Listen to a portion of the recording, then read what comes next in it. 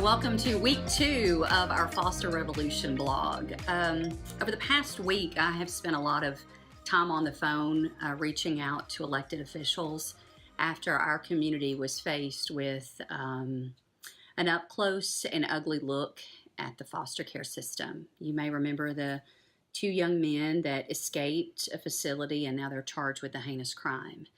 Those 2 young men had served a life sentence in foster care, and now they're looking at possibly a life sentence in prison. It's tragic. It's tragic for the victim's family. It's tragic for these 2 young men. But I gotta be honest, it gets me a little fired up because I feel like that the system has failed these 2 young men. When a government is forced to raise a child, we can't be surprised when they react accordingly. Government should not be raising children.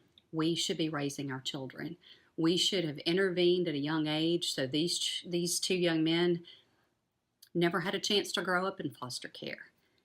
At our kidstolove.org, you're going to see pictures of young children in the system that need a family. That's how we can save this next generation. I don't want to put a label on all of our children. Between 75 and 80% of members of the juvenile justice system or prison system today were former foster children. 75 to 80%. When we hit that statistic, we realized that we had to do something more and better and serve better, and that's why we started our K-Tech program 2 years ago. To offer these young people a skill set to be successful and independent. The thing that I saw last week that is a frustration that we as an organization have been dealing with is the facility that those young men escaped from met the minimum standards that DHR puts out for facilities. As we've been trying to get Davidson Farms open, that's been our biggest challenge, is trying to serve with maximum standards in a minimum standard arena. We know that the way we're doing it is making a difference. Our girl that's at Davidson Farms gets it. She's been there a week now, and she understands, and she has even said out of her mouth, it's different here. It's a family. I would challenge the state to improve their minimum standards. We cannot maximize a child's life when we only give them the minimum effort.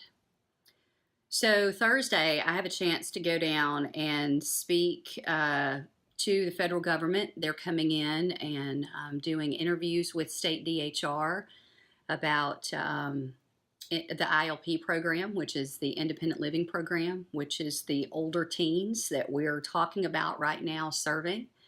And we are considered now a stakeholder. Kids to Love now has a seat at the table with what we're doing to address the independent living issues, the foster youth issues, K-Tech and Davidson Farms, and our Momentum for Life, where we truly teach life-changing life skills to help our kids survive every day and to make them a better young adult toward the goal of independence and successful independence.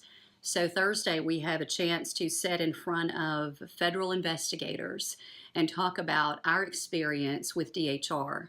The thing that sets us apart is we're the only stakeholder at the table that does not receive federal money. Everybody else is on the payroll.